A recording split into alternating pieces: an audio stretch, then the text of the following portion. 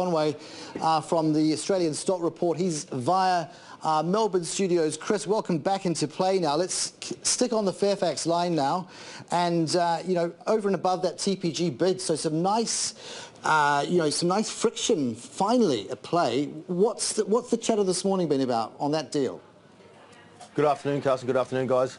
Look, I think the story with this one is really the domain business. It's the only business unit that is performing well. All of the other business units are struggling. So, you know, Brian Powers, I know you guys were just talking about the fact that he used to sit on the board, or be the chairman of the board, if you will. Probably knows something about the value of domain and the other business units, and probably, just hazard a guess here, probably wants to carve it up, spin out domain and get what he can for it, and then get whatever he can for the remaining assets. Probably thinks that the value of the company diced up is worth more than what they're willing to bid. I wouldn't imagine they'd try and keep the business or maintain it. I think they'll look at try and tart it up and sell it.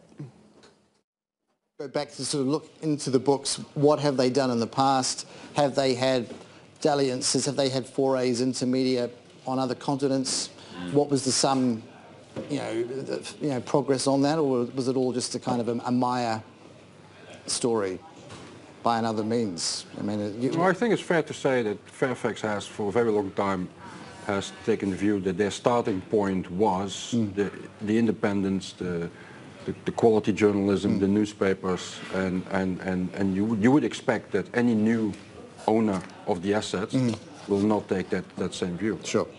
Well, that's arguably that's well overdue. They're buying assets not to guarantee that we don't read fake news. They want to make money. Sure. Yeah, it's a business. There's no sentimentality at that point. Chris Conway, and neither are you sentimental about management at Santos. In fact, you're one of the kind of renegades who is saying, I think the stock's got further to fall than it does have to rise in the short term. You're as short as, you're in the short space. Yeah, we are short Santos, Carson. Look, I mean, it's been a serial underperformer. The LNG, issue here in Australia, I mean, that's a media stink around that whole story about we're not even supplying our own country and we're too busy selling it to the Japanese and whoever else wants to buy it at a premium. But like I said, serial underperformer. Technically, it's weak. We are currently shorted. But aside from that, we're sort of waiting to see what happens with this whole Donald Trump fiasco. Well, speaking of that, let's put it into context. We talk about a fiasco. The market actually paid some attention overnight, rather than buckled. Finally, they caught up to the fact that Donald is not an asset; he's a liability. Right. Now we're seeing the effect of having a liability. It's in no one's interest, though, is it, Adam, for this market to just go to pot? I mean, there has to be some. Don't you think they were looking for an excuse to sell off the US market? Of course. And there hasn't. I mean. At the moment, their tax cuts, we were just speaking about this, Rudy, the tax cut, everything else has been in play, but they've been, the VIX at all-time lows, all of this stuff.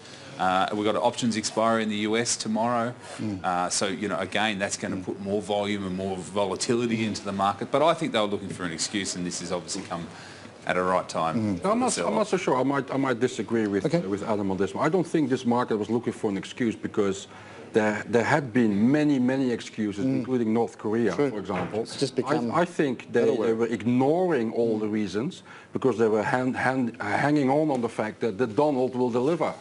And I think now the market all of a sudden had to catch up with the fact that he may be distracted by a lot of personal things and tweets that go the wrong way, etc., and he might have to defend now his seat.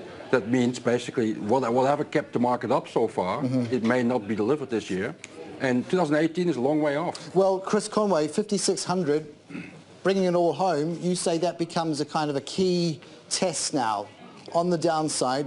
That's the level we kind of breach at our peril, right? Yeah, I would think so. Look, 5,800 was the short-term support. Obviously, that's given away and been absolutely obliterated today. I think, we pushed down towards 5,700. I think that's the next port of call. That's the price point that we struggled to break out of before we pushed up towards, I think it was 5,960 was the high, close enough to 6,000 to say so. So I think, 5,600 is the point where people need to start seriously thinking about how they're going to be positioning their portfolios. Right now the argument is still, is this another blip or is it the start of something more serious? And I think there's a difference between feel and evidence at the moment. I think this one feels a little bit different because there's political risk there that is hard to quantify. Almost all the other times the risk has been, you know, about whether valuations have been stretched and whether US reporting season would match the valuations. Right now it's about political risk and it's about impeachment. It's about things that a lot of financial analysts don't necessarily understand very well. So the feel is that we could go lower. And the worry is that we're going to give up, you know, all the gains that we've had recently, perhaps ill-gotten, because, you know, as Rudy was saying, the Donald's promised a lot, and if he gets caught up in a whole impeachment saga debate, whether he should stay or go, he's not focusing on tax reform or anything else that he needs to be doing. So, you know, it's just a bit of feel versus evidence at the moment, and I'll happily put my hand up and say I don't know which way it's going to break, but there are some points on the horizon. One is that 5,600 level technically, and the other is Comey's testimony next week. I think investors need to be paying pretty close attention to that. Okay, watch this space. Thanking you.